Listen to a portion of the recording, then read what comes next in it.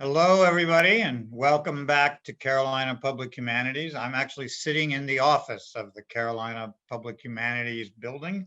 It's nice to see you again. And I want to mention that we are now going to be taking questions from the audience. So again, if you can use the question and answer feature on your Zoom screen, I'll be monitoring the questions and sharing them with the panel. I also want to remind you that we have a seminar coming up next week with Gerhard Weinberg on the war in the Pacific, and there are places available for that. You could register through Carolina Public Humanities. And there's also a Humanities in Action program on Wednesday at Flyleaf Books on the healthcare crisis with Jonathan Oberlander. And finally, I want to thank Paul Benici again for his great work on all of the technology that we've all benefited from. So we're going to now pick up with everybody on the panel. Welcome back to Eliza and Brian and Rachel. And I'm going to start the questions with a reference to something we talked about last night, which had to do with the psychology of fantasy. We talked some, and Eliza brought this in as well, about Freud's theories about what happens in the psychology of fantasy and desire and problems about loss. And Freud pointed out that all human beings struggle with the inevitability of their own declining bodies, their own fears, their own death. But in order to escape that, they turn to other options, like they may embrace romantic love, although they can often be disappointed by that. Or they may turn to drugs and alcohol, although that's not a very productive way forward. So they may turn to work, creative work, and lose themselves, get in the zone, so to speak. So I wonder if Freud were with us, and happily enough he is not, but would you respond by saying that storytelling, science fiction, literature, film is an answer to Freud's question, how do people deal with their own mortality, their own sense of limits, their own fears? Is fantasy a pathway out of the human anxiety? And I'm going to start with Eliza. I don't mean to put you on the spot, but somebody has to jump in and share your thoughts. And meanwhile, others can be joining the Q&A. I think that's fair because I think I made my opinion very clear last night, which is that I have a lot of, personally and intellectually, I have a lot of faith in science fiction and fantasy as genres, regardless of the medium, regardless of whether we're talking about film or oral storytelling or the written word. I have a lot of faith in these genres as forms of psychological healing. I really do. And I think that healing is best done when it's a kind of collective or social experience. When you do it, in the case of oral storytelling in a kind of live social setting, or I was very touched by Rachel's two anecdotes. On the one hand of, feeling this solace because somebody else is sobbing at the movie theater with you, or even, Bjork, the pop star, needing to have movie watching be a social experience because she needs somebody to narrate for her what's happening on screen. So I think that when it's collective, it improves the genre's power to help us heal or process trauma, or just kind of the trauma of living, right? It doesn't have to be some kind of special trauma. But the last thing I wanted to bring up is that one thing that's funny about Freud is that I think he like agreed with this idea that like art, is a way of working through things that we can't quite work through on a conscious level. But he didn't get how it worked. Like it was like totally opaque to him how it worked. So he wrote this long book called Jokes and Their Relation to the Unconscious, where he's like trying to figure out, he's treating jokes like a machine, and he's taking it apart and looking at the nuts and bolts and being like, how does this machine work? Like I should be able to take it apart and see how it works, right? And he doesn't get how they work. This long book about jokes is profoundly unfunny. Mm-hmm. So I always thought that was a funny thing about Freud, that he really believes that entertainment and storytelling, because jokes are forms of stories as well. He really had like faith in those kind of art forms, but he didn't understand how they worked. That's a good point. You don't go to Freud to get a good joke, do you? Even though he wrote a long book about it. Yeah. So, Brian, let me ask you, what do you think about stories or fantasy as a way to deal with these anxieties that Freud describes? Um, I think they're marvelous. I'm not convinced that escape, that we use these in order just to escape. I think the idea is that escape is the initial, perhaps, motivation for using these various venues to get away from our problems. But honestly, I think we actually use them to learn coping skills. We learn them. We use them for the vicarious experience they give us, and they give us this vicarious experience in incredibly powerful ways. And science is beginning to discover that there are in the brain what they call mirror neurons. And mirror neurons fire when, they fire in two different instances. They fire when we act, and they fire when we see someone else acting. And so we actually have a visceral and nearly identical in terms of neuron activity experience when we either do something or when we see someone else do a similar kind of thing. And I think, most of us, I'm afraid of heights. And so when my wife gets closer and closer to the edge of the cliff, I'm backing up, physically backing up to get away from the edge, even though I'm not close to the edge. She doesn't have the fear of heights, so she doesn't have the worry. But I think it's also true for emotions. And there's beginning research showing that these mirror neurons fire emotion when we experience an emotion vicariously.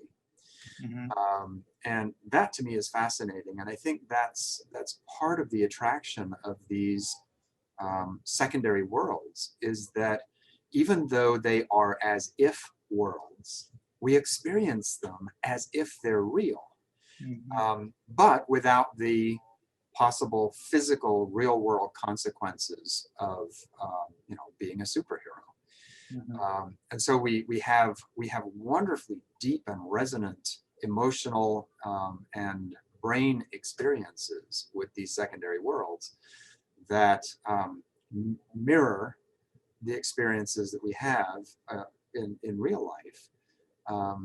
And so I think they challenge us to, yes, to begin by escaping the real world, but then to confront the real world in a very dynamic and powerful way. Yeah, and I think you make a good point about how you can experience it, but somewhat safely when you're watching it.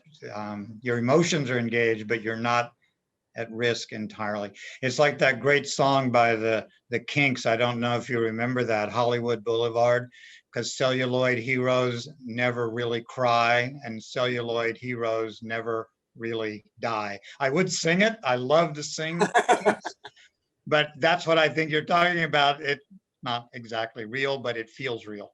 Rachel, what about Freud's conception of escaping the human condition of anxiety, fear, mortality, and illness? Yeah, I think Eliza and Brian pretty much nailed it. Some of the slides I even walked through kind of were answering this question, where we see, the spies and the superheroes, escaping from these near-death experiences. We get all of the adrenaline rush, all of the emotional impact, and none of the physical risk. But I think also, as far as anxieties go, when we're in this other world, we can grapple with these anxieties a little bit easier, especially if they're presented at a slight remove, as some of the examples that I showed in the presentation. And so I think humans have evolved over time a really amazing denial mechanism that protects them from too much anxiety and stress. And so then we turn off and don't engage with a upsetting or stressful situation because we're self-protecting. But if the stressful situation is in an alien planet, it's not threatening to us personally, then we can engage with that exact same issue, where if it was personal, we would not. We would shut down and self-protect. So it opens up this opportunity to really dig into some issues that we should be digging into, but we can't manage to do it when it's actually about us.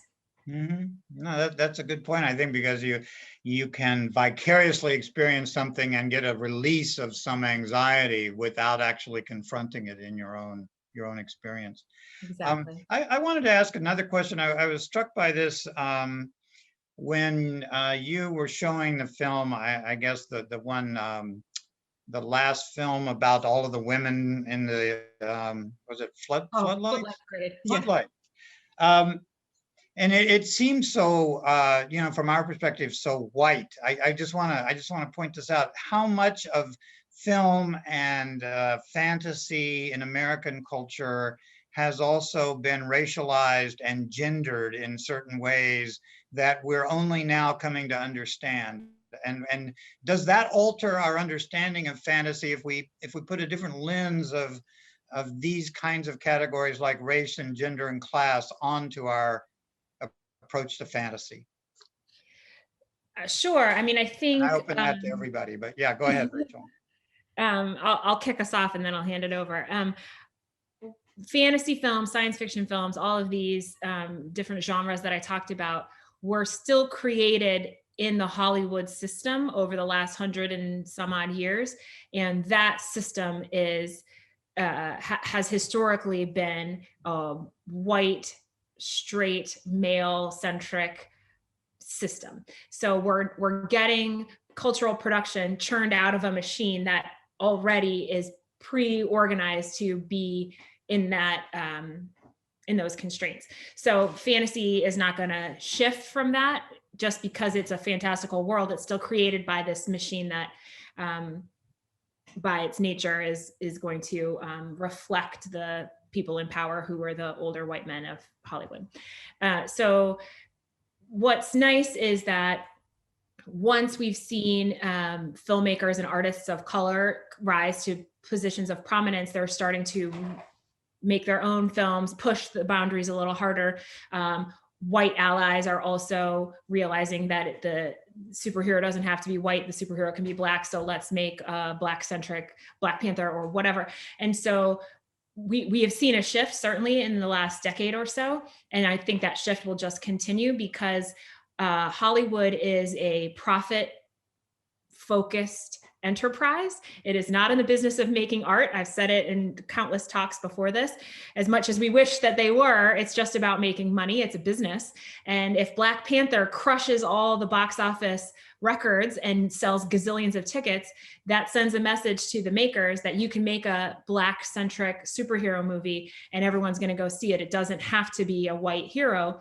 Okay, that gives us the sort of proof of theory, you know, what is that called? Proof of concept. We can do this and it's going to succeed. And so then people will invest more money in making other pictures.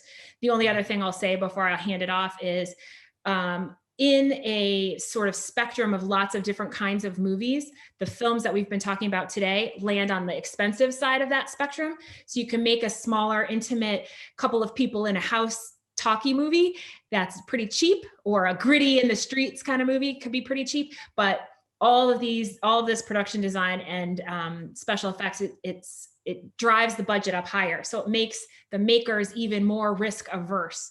They're less willing to take a chance on minority characters or things that haven't been proven because the risk is so high. It's so much of an outlay at the beginning.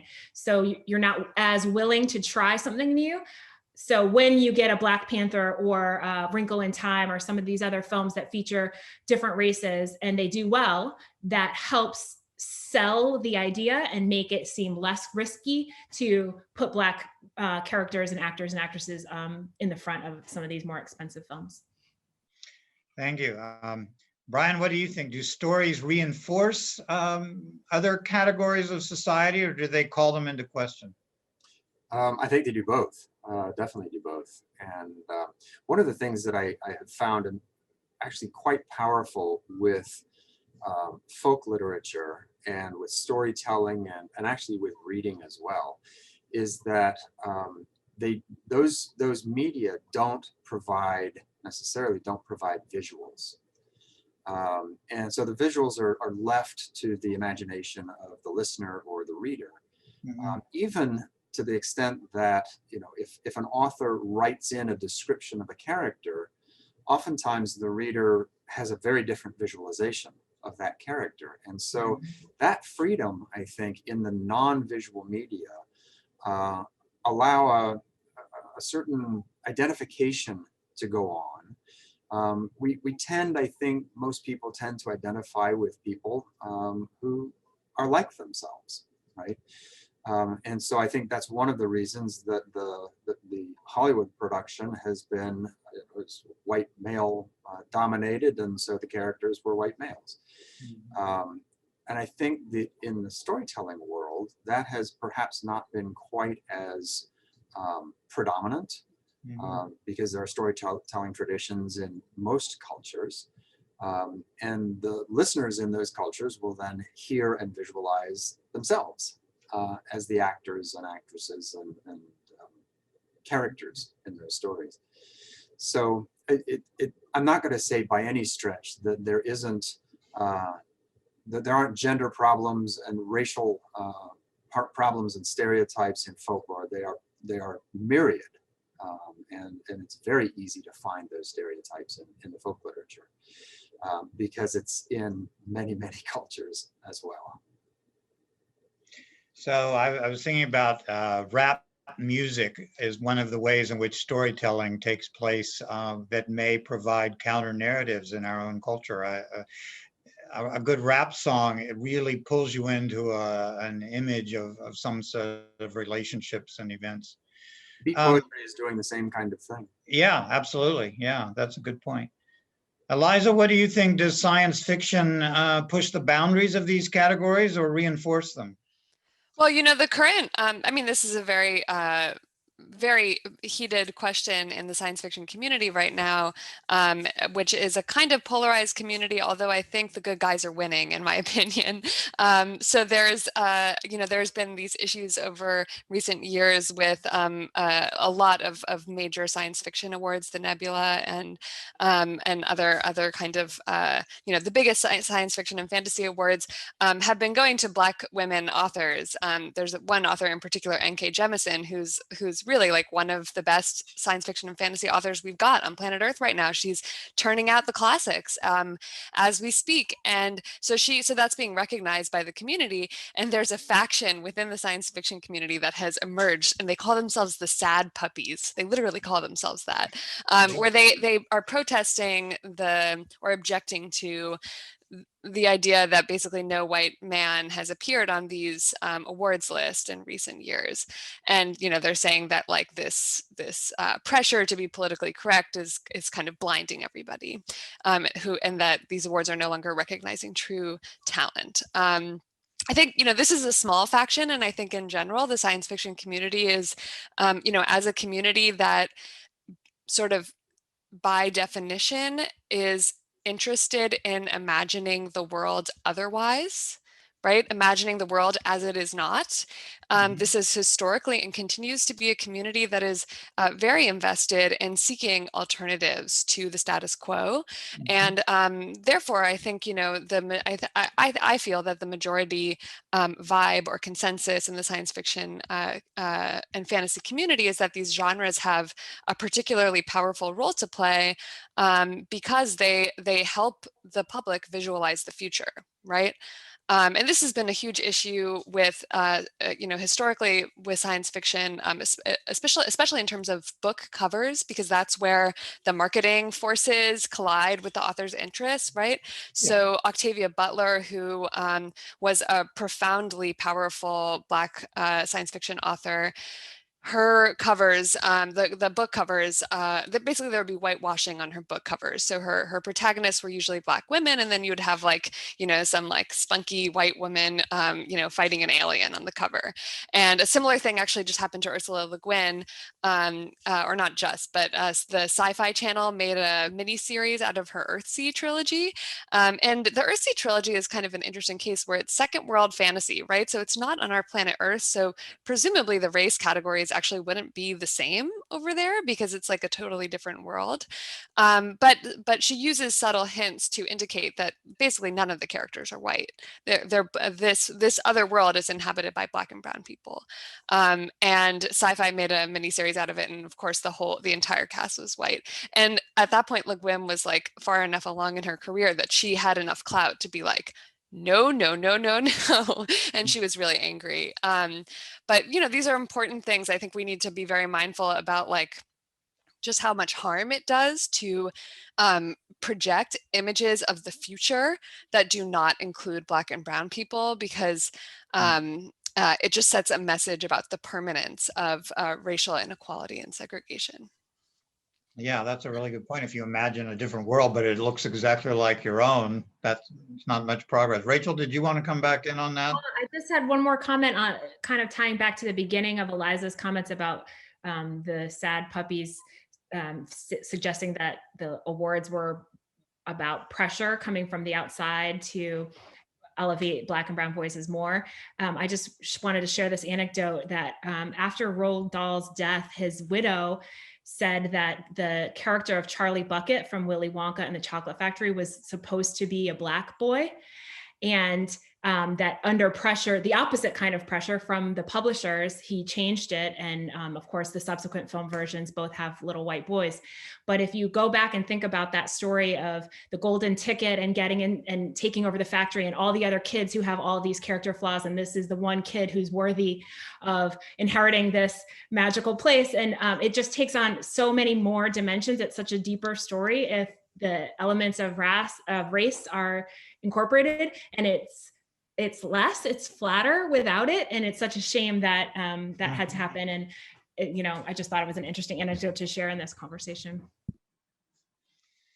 Thank you. This actually links up with another issue that I was thinking about as I heard your presentations, which is the way in which the world of fantasy links up with the real, I always use real world in quotation marks, but the world that we actually inhabit of politics and consumer economics. How much is the world of fantasy and storytelling and of escape even linking up with our whole advertising business, the way politics operate? In other words, is there any way to draw a line between fantasy, politics, and economics? Any thoughts about that? How do the genres that each of you talk about actually shape the exercise of power in the economic and political world? Who wants to go first? I can get us going, because I think this was a question at the heart of Ursula Le Guin's fiction, actually. So I'm sounding like a broken record because I like other authors That's okay. too. We but love that record. I like other authors too, but I really like again, Ursula Le Eliza. Guin. But she was kind of she was basically like anarcho-curious. She was not, a straight up communist. She was not a straight up anarchist, but she was definitely skeptical of capitalism in its current form, and she was exploring alternatives. I don't think in her long career, I don't think she managed to sort of pick the best system that would be optimal for the successor to capitalism, but she was definitely exploring those alternatives through storytelling. And so, for example, she has a very, very great book called The Dispossessed that is a kind of Cold War allegory. It's about a group of people on Earth who not on Earth, on a different planet, who start a communist or anarchist rebellion. And the society on this planet, instead of dealing with these rebels, they just deport them to the moon. they're just like, "Ugh, we can't deal with you." They ship them off to the moon. And so they get to go and create their anarchist community, but just in this other place. And so there grows this big growing divide, this this yawning gap between these societies that were once one. And this is, for Le Guin, was also a way of thinking about the great harm it was doing for the cultures of the socialist bloc to be so isolated from the rest of the world, because of this kind of ideological conflict. But so that's her, of all of her literature. I think that's the one that is really most explicitly a kind of thought experiment about an alternative economic model for organizing society, because that is an explicitly anarcho-communist society. But one thing that's interesting to me about her work is that she doesn't always get that explicit, but at the heart of all of her stories is a meditation on how we share resources. So she could be writing about like an agrarian society on some green, green pastures in a second world fantasy world, but she will still be thinking about like, well, who's growing the food?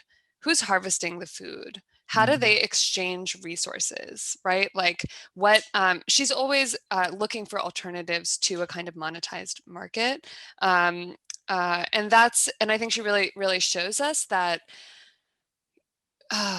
I don't know, like, because of the detailed world building that you have to do in order to like create a believable science fictional or fantasy world, it becomes this opportunity to run a very sophisticated like simulation or model for for an alternative economic model. So it has this kind of real utility, actually.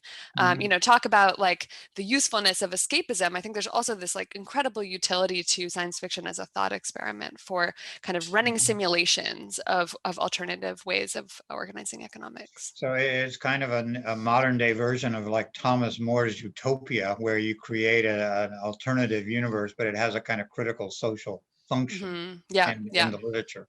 So it's an updated version of Utopia or something like that.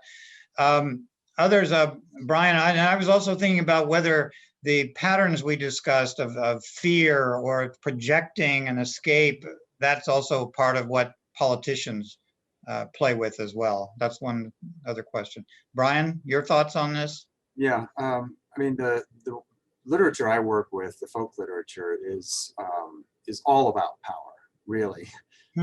Because if you think about it, it's a literature that derives from the folk, and the folk in general are the ones who have no power.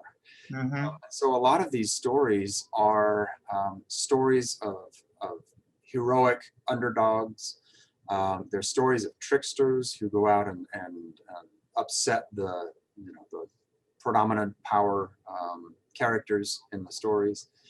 And so there really, a lot of them are counter narratives, and even the ones that strike us as cute little stories, the Three Billy Goats Gruff, right, that a lot of Western audiences would know, is a story of underdogs who have to fight the machinations and the monsters that are more powerful than they are, and they have to outwit them. And there's a wonderful story from Hungary that is about a little rooster who has to who finds a diamond button, and the Turkish Sultan comes along and steals the button, and the little rooster has to go get it back.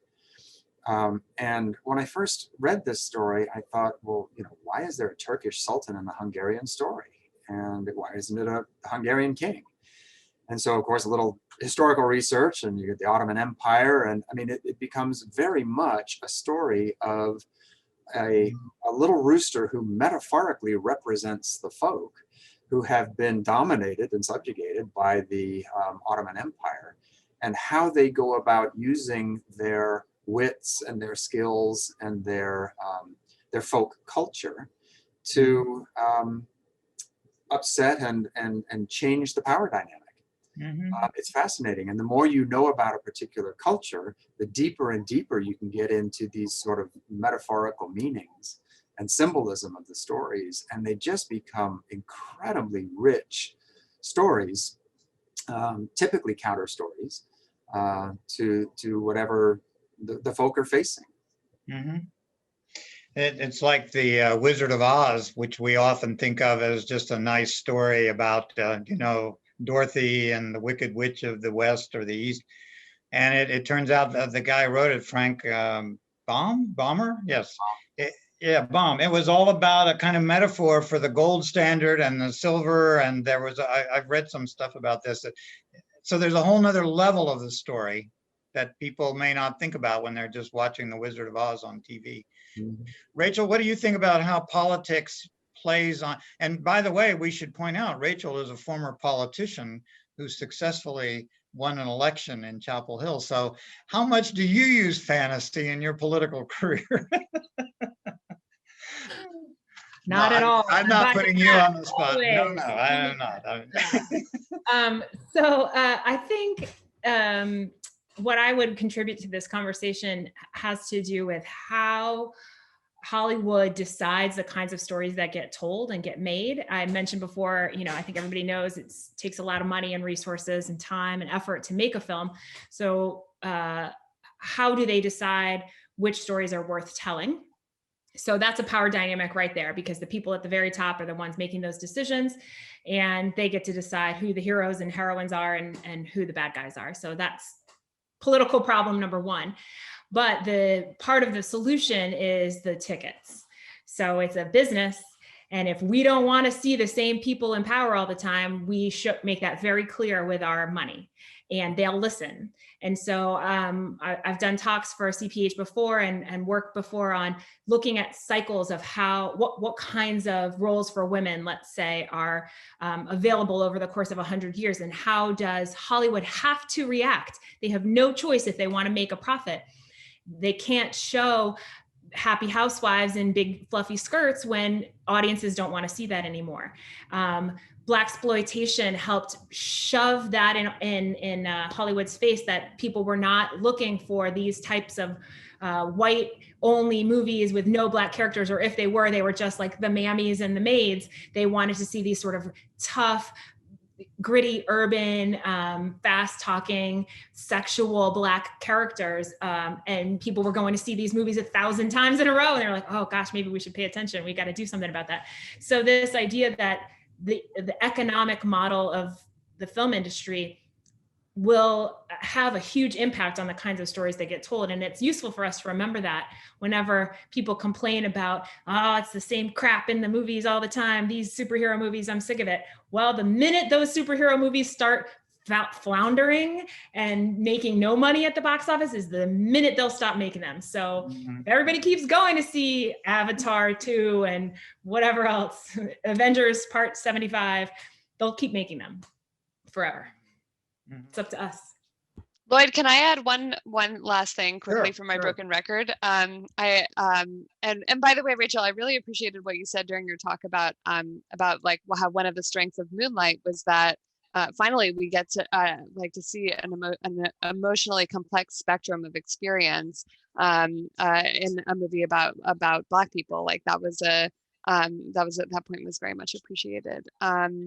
But so Ursula Le Guin won towards the end of her career the National Book Foundation medal, which was basically like the mainstream market finally being like, okay, we let you in, right? Like we deem you real literature, because of course she was, she had to sort of fight her way in both as a woman, but also as a science fiction writer, because as Rachel pointed out, there's this, sort of inferior reputation, this low rent reputation where science fiction and fantasy are treated as mass entertainment rather than as artful forms.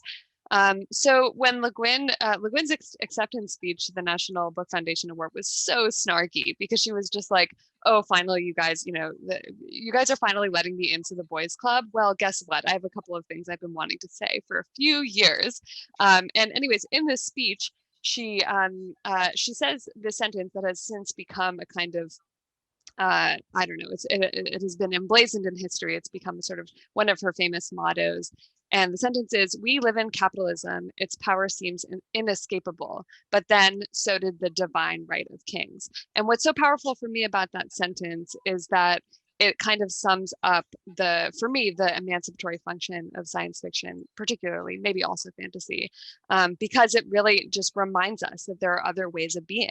right? Our world seems so calcified around us, and so fossilized in its forms. And there are certain kind of rules about the way our society is organized that really just seem permanent. And the optics of science fiction just remind us, they just like rejigger our brains, and they just remind us that alternative worlds are possible. Mhm. Well, thank you. I was also thinking about how in the political realm, if I may use a literary term, the tropes of stories or fantasy reappear, in that there are always good guys and bad guys, and there are things to be afraid of, but then there's also a kind of utopian vision, like, this is morning in America, or we're going to lead to a better world. Which leads me to another question I wanted to ask, and this was, I think, raised in part by Rachel's talk about films like Lord of the Rings or Harry Potter. Also, this repetition of the oldest Manichaean categories in human storytelling and philosophy. That is, that the history of human beings is a struggle, an endless struggle between the forces of good and evil. Or, there's always this great struggle, Voldemort versus Harry Potter, if I may put it in the contemporary terms. And do you think that all of the great fantasy tales, in some sense, replicate the classic Manichaeanism of antiquity?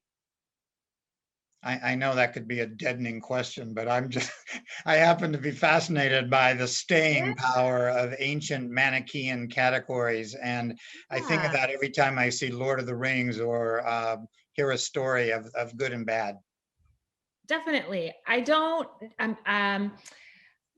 know if the answer is yes, because I haven't seen every fantasy film ever. But what I will say is that there is an aspect of film going, and I'm sure it's replicated in reading literature as well, where especially with genre fiction, there are rules and sort of traditions and tropes that are part of it that our readers and our film audiences come to expect and rely on.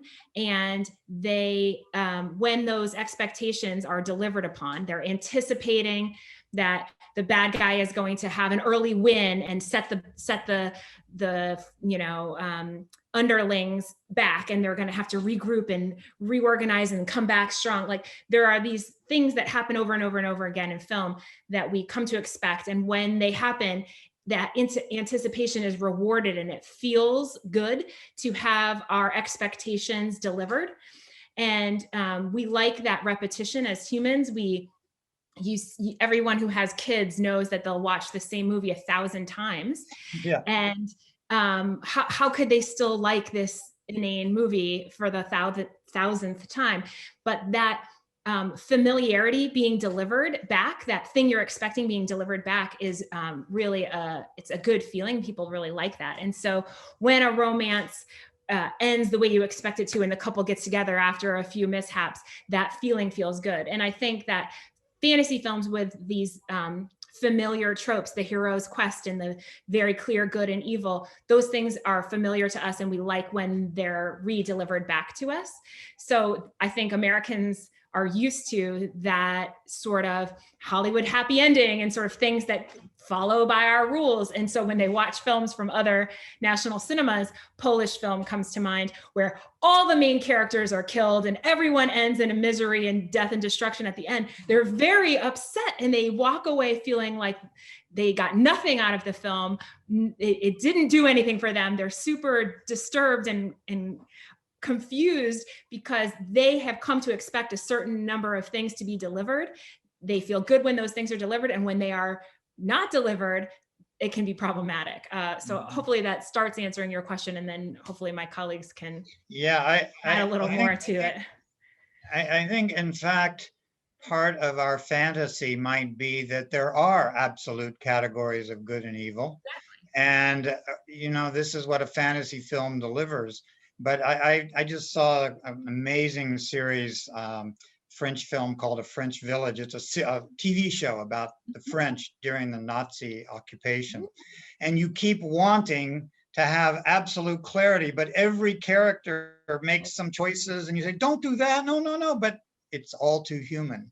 So I come back to the question for Brian and Eliza, does fantasy or stories, do they try to create categories of good and evil that are themselves a bit of a fantasy when we know the complexity of all human beings? Brian? Yeah, I can jump in there. Certainly I think the movies, the books we read, the stories, folk tales we listen to, I think the ones that resonate are the ones that have archetypes, that have these sort of tropes that have been around forever.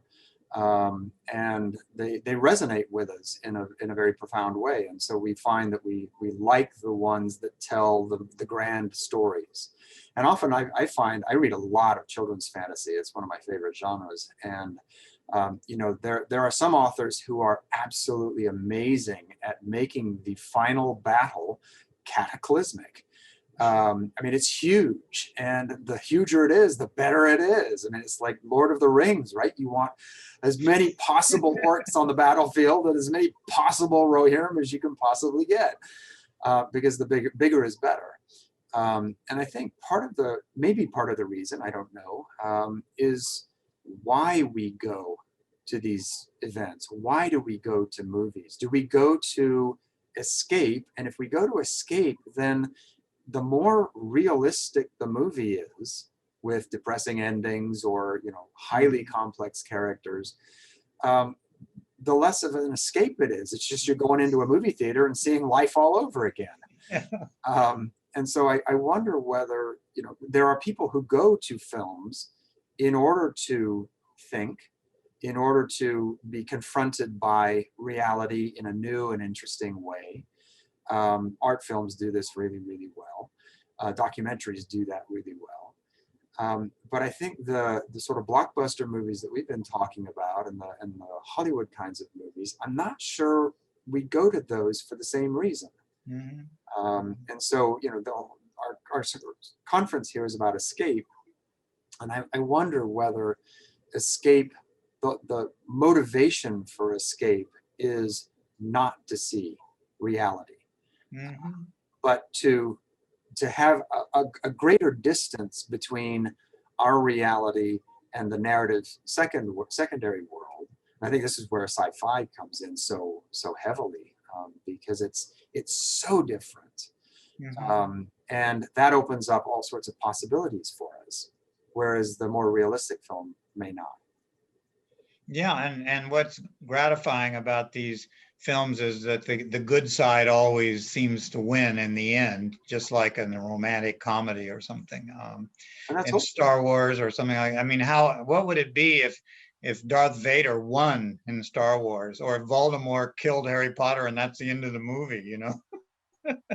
What do you think, Eliza? Is it a fantasy that everything is is it Manichaean? Does that show up in science fiction as well? I mean, in some science fiction, certainly, I think the genre has its fair shares of evil kings, but I do think that that often the logistics of science fiction, of hard sci-fi at least, are the sources of antagonism rather than a big bad guy. So, for example, like the task at hand is to, you know, against all odds, somehow get from one point in the galaxy to a very distant point in the galaxy, right? And the antagonistic forces complicating that journey may not take the form of like a bad guy, if that makes sense. They might be more like, oh, we're running out of, you know, oxygen in our atmosphere on the ship, for example. So sometimes I think the logistics at least like diffuse the antagonism from a kind of singular sinister figure to just a more complicated array of things that make it hard for you to do the good deed the hero is inevitably trying to do. But I guess, one kind of clear alternative to the Harry Potter Voldemort binary model that comes to my mind is and from Le Guin's Earthsea trilogy, where the main character, which is basically like a Harry Potter story, right? It's like a proto Harry Potter story. It's about a young child who finds out that he's a wizard and goes to a wizard academy. And while he's at the wizard academy, and these books predate Harry Potter, to be clear. And while he's at the Wizard Academy, he casts a forbidden spell, which awakens his shadow. And from that point onward, he is always trailed by his shadow, which is a kind of source of dark magic or dark presence in his life. And so basically, in that case, the darkness is not an external character. The darkness is a kind of suppressed or otherwise controlled part of the hero, who then becomes this visible image that's always right behind his shoulder. And so that kind of seems like a more complicated vision of morality. But on the other hand, I'm like, is that so different from the Star Wars model, where you have, Luke Skywalker's father, going over the precipice from Jedi to the dark side, right? Like the Star Wars model of morality is also this spectrum where, like, the more intensive a Jedi you become, the more at risk you are actually of being kind of seduced by the dark side. So I don't know. I wanted to also ask Rachel, like, if you think that there is any risk of harm, of like a harmful message being broadcast by these Voldemorts and Sauron characters, because they sort of excuse us from morally evaluating the people around us, because we're like, oh, if my verbally abusive boss doesn't look like Voldemort, then he's probably fine, right? Like, do you know what I mean? I think so. So, like, since the characters are so black and white and clearly good or evil in the film, do we get sucked into thinking that that is more like the real world, that people around us are less complex and more clear? Is that your? Yeah, I don't know the answer, so it's a genuine question. Like, does it just give us a break? Does it like let us off the hook from really thinking carefully about the people in our lives and being like, are these good people for me to be around? Oh, that's interesting. I looked at it more like, in general, we have to wrestle with that. We have to deal with people that aren't always all good or all evil. And so being in a world where it is clear is a break from that mental exercise, where we don't have to wonder if we should be giving Sauron the benefit of the doubt. It's super clear that we don't need to. He's just pure evil in a form. And that's a relaxing thing, because we don't have to grapple. And in life, we often do have to forgive people or give them second chances or give them the benefit of the doubt or try to see things from their perspective and all of that extra work. And in fantasy, we don't have to usually do that, because it's this Manichaean, to Lloyd's point, pretty usually fairly clear good and evil, black and white. I think what you all are saying is helping me as a historian understand why people would rather go to a fantasy film than read a good history book, because if history really tells us what's going on, it's a lot more ambiguous about who's good and who's bad, because it's very complicated to sort it out in most situations. Let me raise another question, and we're coming toward the end of our time, but there was an excellent point that Rachel made about the popularity of films during the Depression, and then the popularity of films after 9/11, and fantasy in general. We are now in an enormous pandemic. People are isolated. People are dying by the hundreds of thousands. We're in a period of enormous political turmoil. Is the present situation comparable to, let's say, the Depression or one of the great world wars, and that people feel blocked, hemmed in, uncertain about where they're headed, and therefore we are in an unusually receptive moment for fantasy films, fantasy fiction, and fantasy stories? Is the pandemic putting us back in the Great Depression? Anyone's thoughts on that? Yeah, I'll kick us off. That's exactly why I chose those examples for my presentation, is because I think we are in a similar time.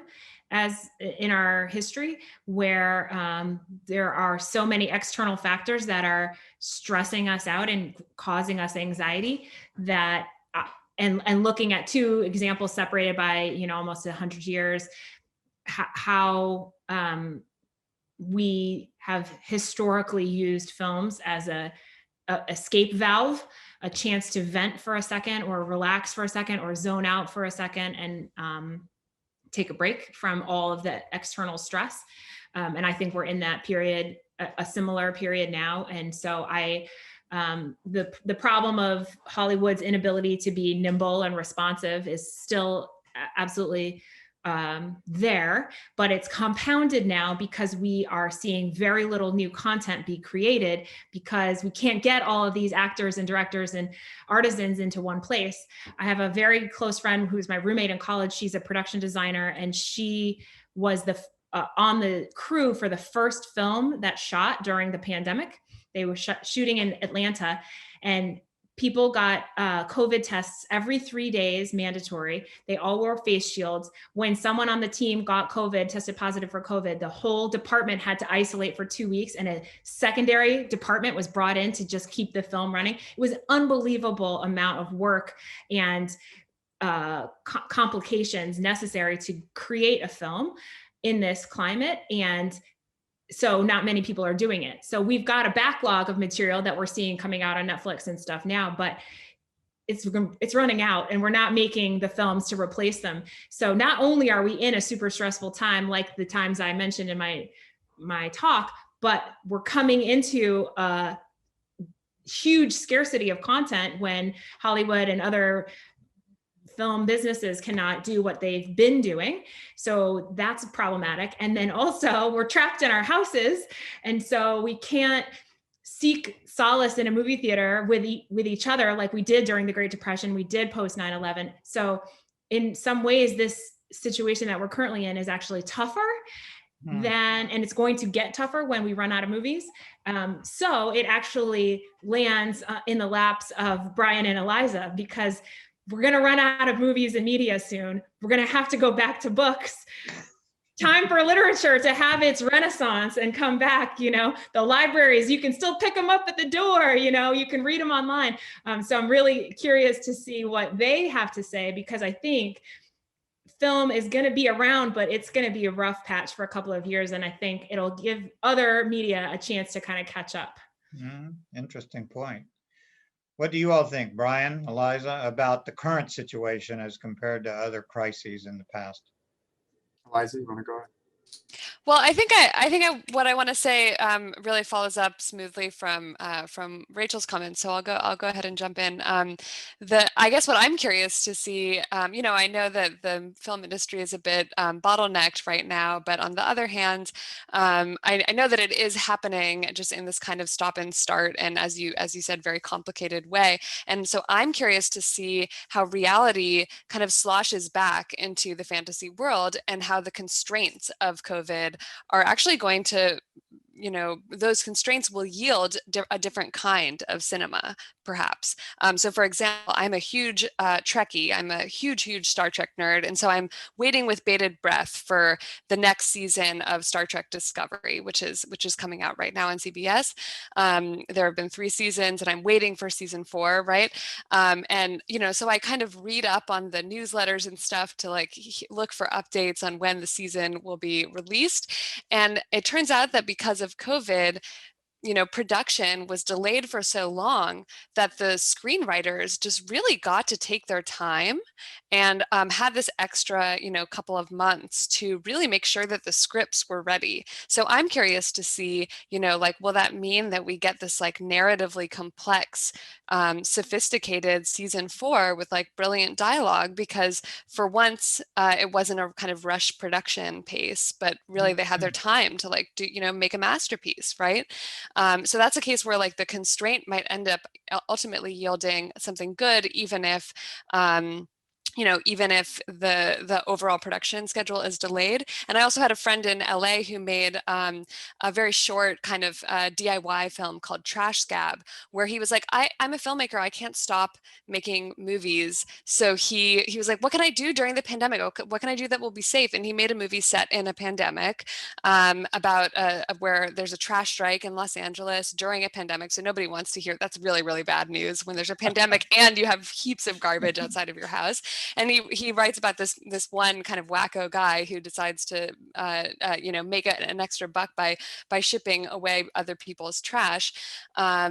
And so it's a fully pandemic safe production because everybody was wearing masks and everybody was distanced. The constraint was just internalized into the narrative. So I'm sort of curious. I'm waiting to see, I'm waiting to see how reality kind of sloshes back into fantasy.